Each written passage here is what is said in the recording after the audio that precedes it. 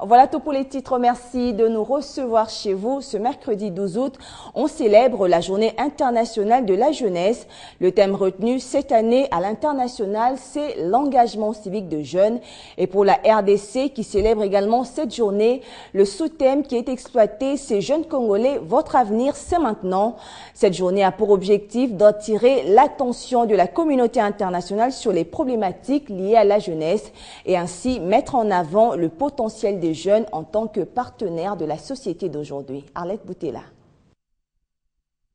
Initiée par l'UNESCO, l'Assemblée générale des Nations unies a désigné le 12 août comme Journée internationale de la jeunesse pour la première fois en 1999. Il s'agit aujourd'hui d'une célébration annuelle de jeunes, femmes et hommes, en tant qu'acteurs essentiels du changement, mais aussi d'une opportunité d'attirer l'attention internationale sur les défis et les épreuves auxquelles ils font face. Dans plus de 65 pays du monde, la moitié de leur population est relativement rajeunissante. Refuser à ces jeunes le droit à la participation significative du développement de leur pays dans la prise de décision est une violation brute de leurs droits. La jeunesse, qui est au cœur des enjeux mondiaux, fait face à des multiples défis tels que ceux liés à leur santé, à l'emploi, à l'éducation et à la formation professionnelle, à l'accès au crédit et à l'autonomisation, à la pleine et entière participation à la prise de décision, à l'entrepreneuriat et à l'environnement.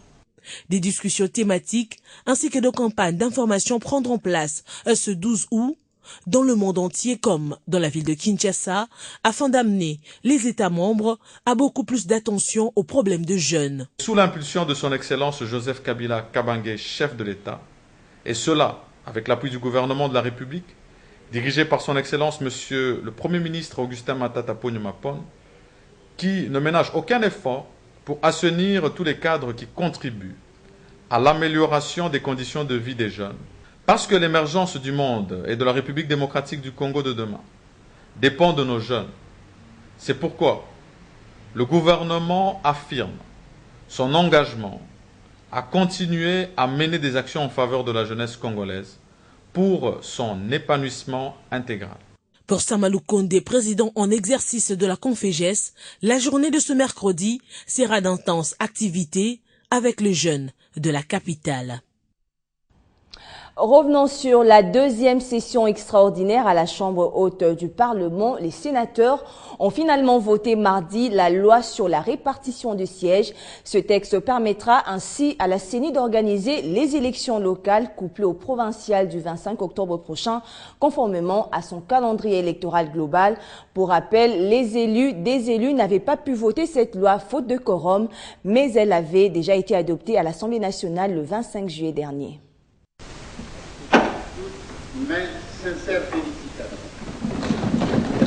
C'est fait. La loi portant répartition des sièges a été adoptée ce mardi à la Chambre haute du Parlement congolais. Sur les 108 sénateurs composant les Sénats, 77 ont participé au vote. À l'unanimité, tous les sénateurs ont voté pour. Les votes de cette loi épuisent ainsi les matières prévues à la session extraordinaire au Sénat. Pour le président du Sénat, Léon Kengoadodo, il n'y a pas eu pression pour le vote de ce texte de loi. La salle n'était pas assez réunie avec les sénateurs. Aujourd'hui, c'est chose faite. Il faut juger le présent. D'autres sénateurs affirment que ce texte de loi devra donc booster le processus électoral en République démocratique du Congo. Le contenu du texte de loi n'a fait l'objet des contestations de quelque manière que ce soit. Nous sommes revenus sur ce réexamen pour affirmer ce qui était la volonté de la majorité des sénateurs exprimée le 31 juillet dernier. En ce qui concerne le rejet de cette loi, lors de la session extraordinaire clôturée il y a quelques jours, les sénateurs répondent. Les sénateurs ne se sont jamais opposés. Les sénateurs avaient besoin des explications, les explications de beaucoup de termes techniques. Les observations données ayant rencontré les réponses appropriées, les sénateurs n'avaient plus le droit de ne pas voter. Nous estimons que cette loi, ce projet de loi n'a pas été rejeté, mais elle est censée avoir été rejeté tout simplement parce qu'il n'y avait pas un vote suffisant. Alors c'est pour cette raison que nous avons décidé de reconsidérer cette décision en faisant un rappel de troupes de l'ensemble des sénateurs pour que ça traduise réellement la volonté de l'ensemble des sénateurs. Adopté ce mardi, ce texte des lois devra être envoyé au chef de l'État pour promulgation. Ainsi, favoriser l'organisation des élections municipales, locales, provinciales et urbaines. Je vous l'annonçais tout à l'heure, le Parlement rwandais a donné mardi son feu vert pour une réforme constitutionnelle qui ouvrirait la possibilité au président Paul Kagame de briguer un troisième mandat en 2017. Plus de 3 millions de Rwandais sur un corps électoral de quelques 6 millions d'âmes ont signé ces derniers mois une pétition pour le maintien au pouvoir de Paul Kagame. Suivez.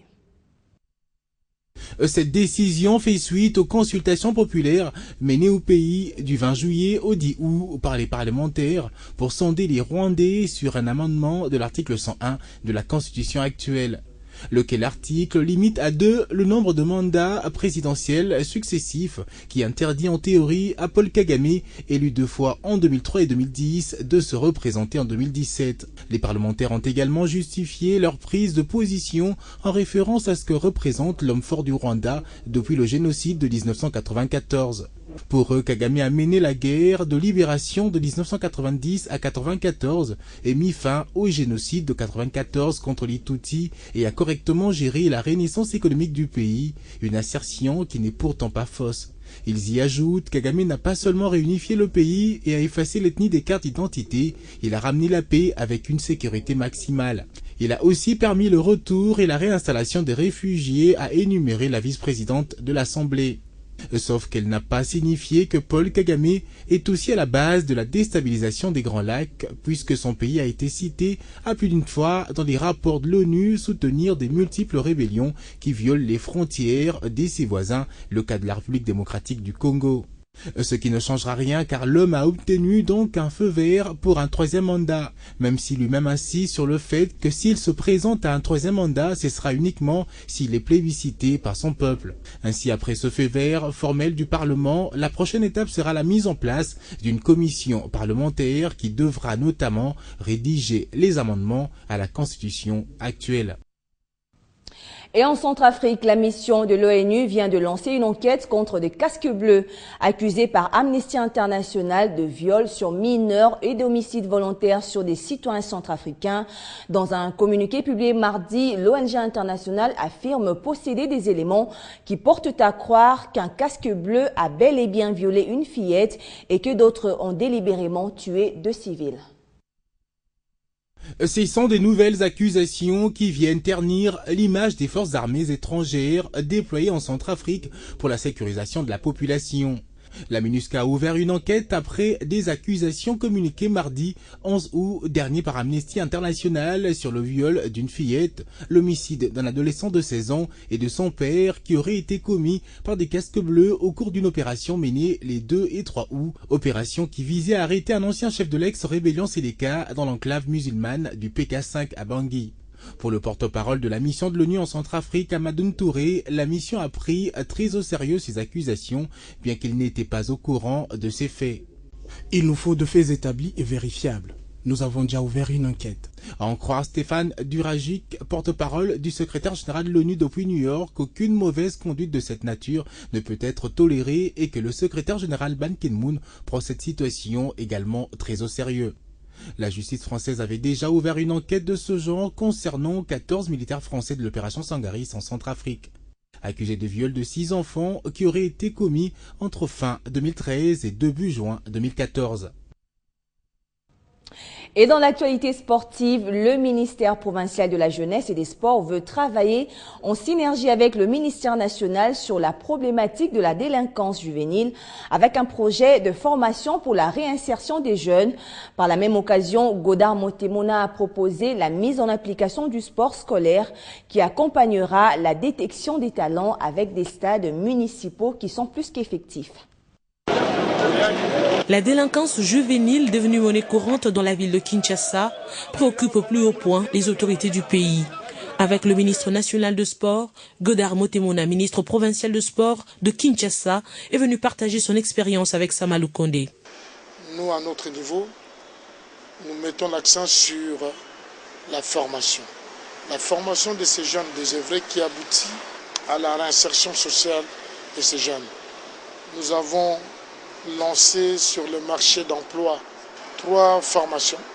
Il y a une 4e formation de 500 jeunes qui attend à être lancée et je demandais son accompagnement. Par la même occasion, il a salué cette initiative de construction des stades municipaux qui permettra, dans un avenir proche, la détection des talents. Ces stades vont certainement permettre aux jeunes de s'exercer afin que, comme c'était à l'époque, que nous commencions à partir de ces heures de jeu découvrir des talents, des jeunes talents. Pour la jeunesse, au-delà des séminaires contre les violences, un projet de réinsertion pour le jeune a été mis en place et à ce jour, on compte plus de 3000 jeunes réinsérés. Le découpage territorial s'invite au sport et il intéresse au plus haut point. Le secrétaire général au sport qui voit en cette idée des solutions pour le professionnalisme du football congolais. Selon Barthélemy Okito, les équipes participantes au championnat d'élite devraient se conformer aux prescrits de la loi sportive, ce qui permettrait à la FECOFA d'organiser une ligue professionnelle et une ligue amateur pour les équipes non viables. Normalement, il y a 26 provinces. Dans chaque province, il faut mettre en place les ligues provinciales. Mais la loi sportive édicte comment ça se fait en France, partout. Il nous faut une ligue professionnelle. V-Club aujourd'hui, c'est une équipe professionnelle. C'est une société à objet sportif. Mazembe, c'est une équipe, société à objet sportif. Ils ne peuvent plus évoluer dans un championnat amateur. Vous comprenez? Ça viole la loi. Selon le secrétaire général au sport, le découpage territorial favoriserait le développement du football congolais afin de se conformer à la loi sportive telle que promulguée par le chef de l'État. Qui est une ligue d'élite, la Ligue nationale de football, on peut l'appeler ça, où nous avons des équipes qui sont des sociétés, des équipes professionnelles. Il y a des contrats entre V-Club et ses athlètes, c'est ça la condition. Mazembe est la même chose. Alors il faut que Sangabalende, il faut que toutes les équipes puissent adapter leur statut à la loi. Ainsi, les 26 nouvelles provinces de la République démocratique du Congo doivent donner naissance aux ligues. Du coup, les équipes devenues sociétés, comme le tout-puissant Mazembe, l'ASC Club, le Daring Club Mapembe, Lupopo et autres, devront désormais disputer un championnat d'élite dénommé Ligue professionnelle. J'ai proposé à la FECOFA de pouvoir organiser un championnat d'élite avec en première division 10 à 12 équipes ou 13, en deuxième division 10 ou 13. Et ensuite, il y aura une ligue amateur qui va coordonner les championnats des ligues. Les champions des ligues de 26 provinces viennent rester en championnat, en poule bien sûr, pour la Coupe du Congo. Une proposition made in Okito, se basant sur la loi sportive qui pouvait s'avérer salutaire si on y prend garde dès les saisons sportives à venir. Et puis préparatifs des Jeux africains de Brazzaville, les choses sérieuses ont commencé avec les léopards handball de la RDC. Ils sont tous les jours entre salle de musculation et préparation technique au terrain annexe du Stade des Martyrs. Ces léopards se disent prêts à défendre valablement les couleurs de la RDC à Brazzaville. Le handball congolais a un nom sur le cycle continental et ces noms devraient être préservés par des bons résultats à Brazzaville lors des Jeux africains qui se profilent à l'horizon. Ici au terrain annexe du Stade des Martyrs, chez le par dames et messieurs, version handball s'applique sans embâche, question d'être à l'auteur des défis qui les attendent. Et nous sommes encore dans la première partie de notre préparation. Donc nous sommes dans la salle de musculation, préparation physique générale.